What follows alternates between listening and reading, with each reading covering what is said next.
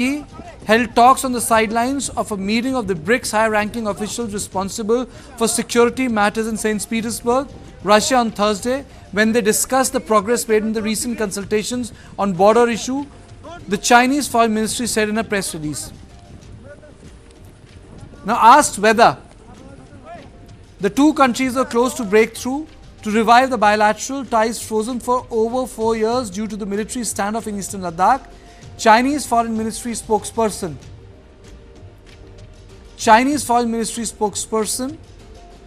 said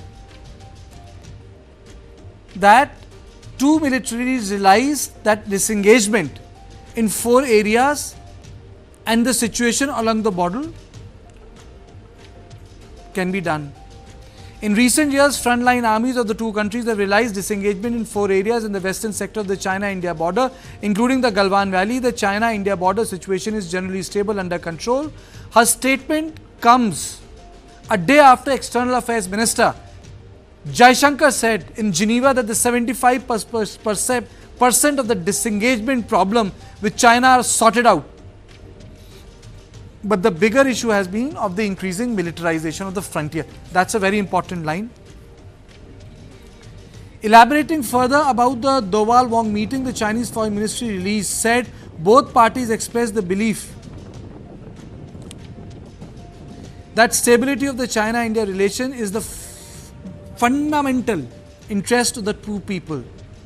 China and India agreed to implement the consensus reached by India of the two countries, enhance mutual understanding and trust, maintain continuous communication and create conditions for boosting bilateral ties. And I am joined by my colleague Sandeep Unithan.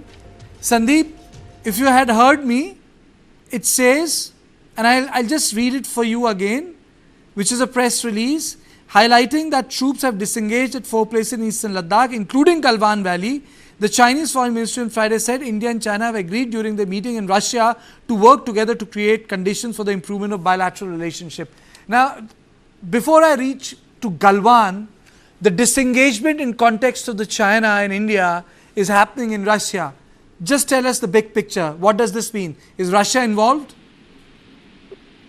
Karthikeya, absolutely, this seems to be the case. And it's not just Russia being involved. There has been a gradual thawing of relations between India and China in the last couple of months. There have been some very significant high-level back-channel talks that we've been told that's been carried out in the last few months. And of course, India has communicated very clearly to the Chinese side that there have been 21 rounds of core commander-level talks to resolve the standoff which began in 2020. And India has put it very clearly to China, and they've said that it's not going to be business as normal until there's been peace in all of the border areas. And the areas that are continuing to have an issue in Galwan, there are 2 areas where the troops are literally staring at each other, eyeball-to-eyeball confrontation. There are areas like in Galwan, in Pangong Lake, Gogra Hot Springs, and Patrol Point 15, that's PP 15. There are 4 areas where the troops are facing off against each other, and India has made it very clear to China that till there is some kind of disengagement and you create some kind of a demilitarized zone in all of these areas, there cannot be business as usual. And Karthikeya, the big picture, as you asked, is that it points to Prime Minister Modi, President Putin, and President Xi Jinping meeting at the BRICS summit in Kazan on the 22nd or 24th of October next month. It's a very, very big event, and it's very possible that the disengagement that the Chinese side is talking about is a precursor to that historic meeting between the 3 heads of government. Karthikeya? My next question to you is that yes, that there's it's like India, China and Russia. So there is an engagement that is taking place. But when we talk about disengagement in Galwan, apart from 3 other places, and this is specifically mentioned up in Eastern Ladakh, 4 places, and it mentions Galwan specifically. How do you read this? The read does not mention the 3 other places, but mentions Galwan in specific. Anything to be read into this release? Well, the thing is that if they've mentioned one place, Kartika. We don't know. We haven't got the Indian side yet to comment on this. But if this is being mentioned the way the Chinese have, it is clear that Galwan has been one area where they have agreed to disengage, which means that the troops step back from the brink and they, leave some kind of buffer zone between the two sides. So there is no possibility of any kind of skirmish happening of the kind that we saw in 2020. So this is basically, Kartika, I would see this as some kind of confidence-building measures between India and China ahead of this very historic summit that we're going to see on the 22nd to 24th of October next month at Kazan. And before I let go of you, Sandeep, before I let go of you, one thing I would like your comment on. Yesterday when Jaishankar said that the 75% of the border issues are over, but the biggest challenge is militarization of frontier. Put that in context, Sandeep. Well, Kartika, we all know that over the last few decades, India has had to build up its border infrastructure to respond to China's border infrastructure build-up of the kind that we've not seen since 1947. And what China has been doing in the last 4 or 5 years, Kartika, has been to harden that border infrastructure, to dig bunkers, to dig trenches, to dig tunnels into the mountains.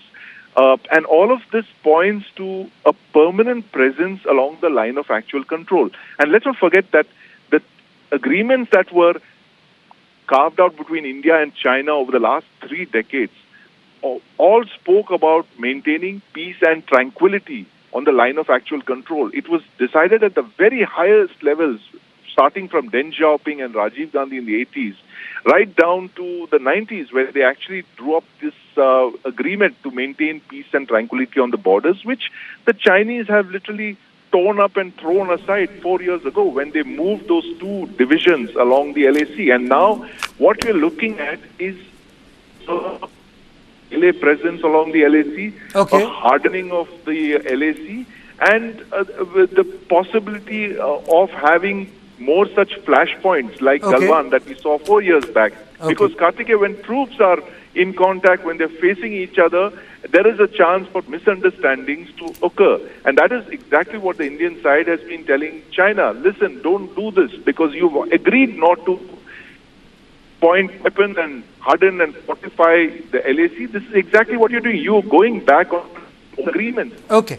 Thank you, Sandeep. Thank you. Thank you so much for joining me. Thank you so much, Sandeep Punithan, on this issue. I'm also joined by Aditya Rajkal, my colleague. Aditya,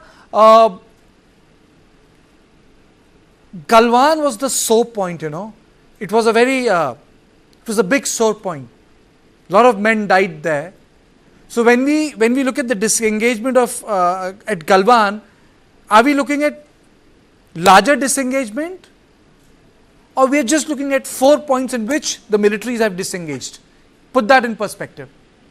Karthike, even if this is just 4 points, but these are critical 4 points that we are talking about in Galwan, and this has been a bone of contention for the last 4 years. So I would say that this is a big development, really, coming at a time when Dr. S. Jaishankar, India's External Affairs Minister, had met Wang twice recently over the last couple of months. And of course, we saw yesterday only India's National Security Advisor engaging with Wang as well as the Russian President Putin. There have been also reports of if Russia was trying to mediate between India and China. No further details on the same. But on Thursday, we had the Ministry of External Affairs issuing a statement saying that India and China had agreed to work with urgency and redouble their efforts to achieve complete disengagement in the remaining friction points. So I think it's a very important beginning because remember, ever since Galwan, there's been a huge trust deficit. In fact, earlier this year, I was, in fact, across the Eastern Ladakh traveling near the points which have been a bone of contention and friction points between the two. And I could see that India has made a lot of developments in the area in the form of, infrastructure in the area, as well as the 5G and connectivity that has been enhanced like never before. One could imagine that a part of Eastern Ladakh is almost transformed into Europe. Of course, on the other side, the Chinese are much ahead, almost 15 years to 20 years ahead of us in the form of the infrastructure build-up or the reachability and the connectivity that they have. But still, I would feel that the Chinese statement today by the Foreign Ministry that has elaborated on the trust between the two, and has also said that in recent years, frontline armies of the two countries have realized that disengagement in 4 areas in the western sector of China, in the Galwan Valley, is important and critical.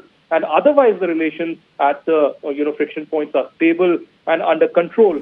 I think there's more that could be achieved, and both the military as well as the diplomatic dialogue will further enhance this cooperation, and perhaps there's a little more that can be achieved after this first big step that has been taken. Okay, thank you so much. Thank you so much, Aditya, for joining me. And at the end of it, let me introduce Ambassador Yogesh Gupta. Sir, thank you so much.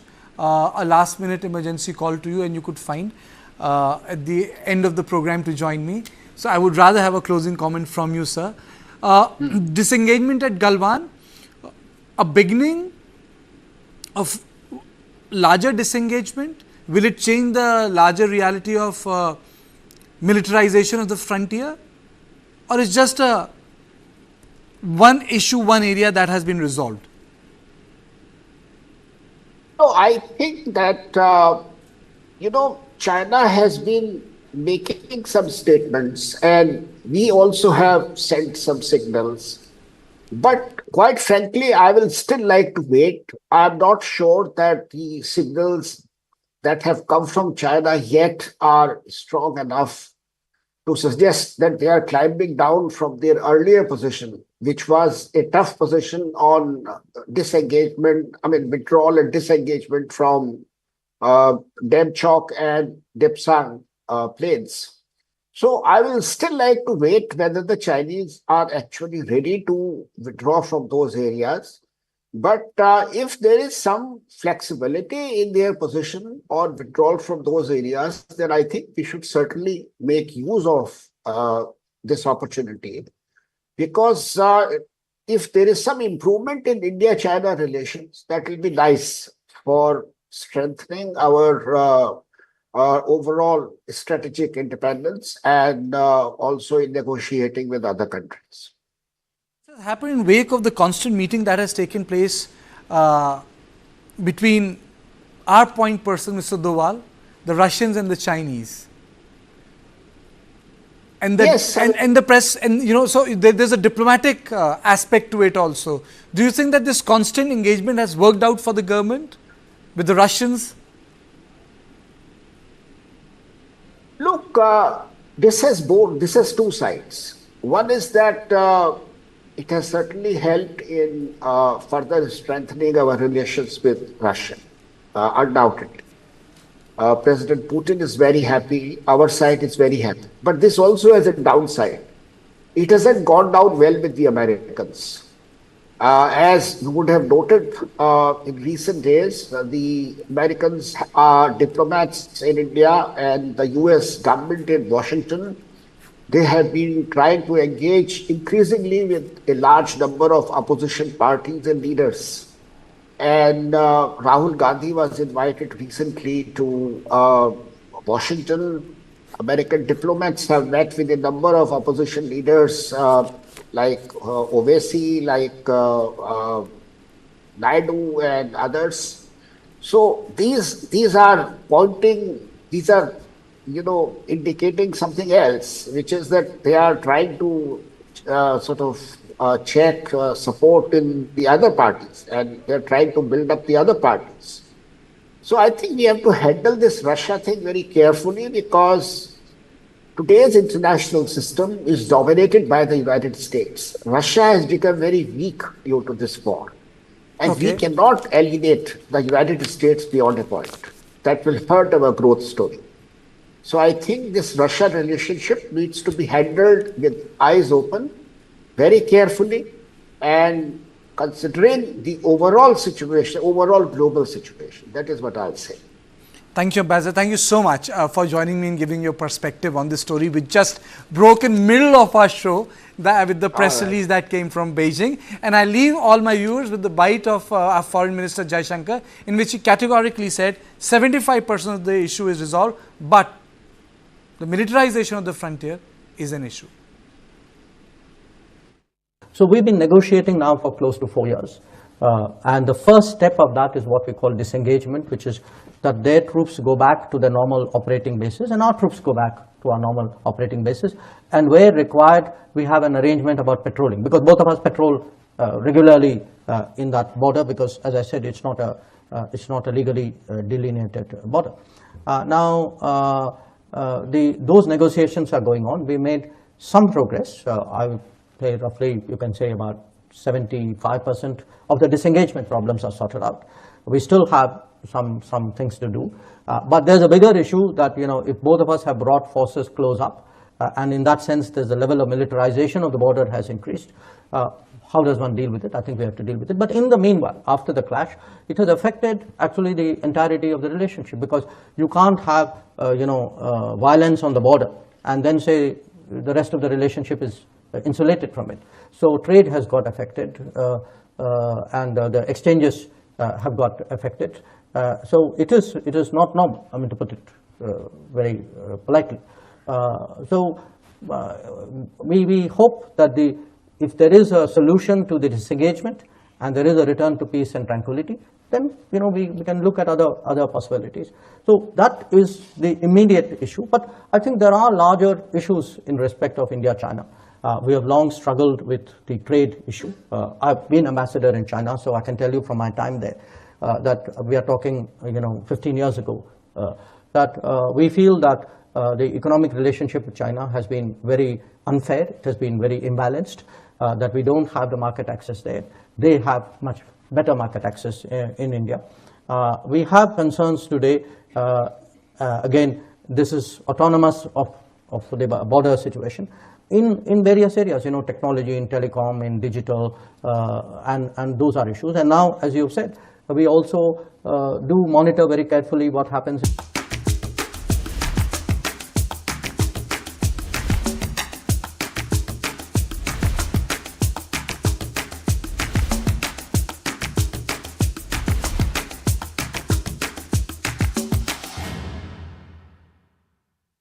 Fast. My God, isn't she your daughter? Yes. She's playing football. This is boys' game. Make her study. If she doesn't get a good job, she will get a good match. Will you win the world by playing football? Yes, auntie. My daughter will win the world by playing football. Let's go to Germany.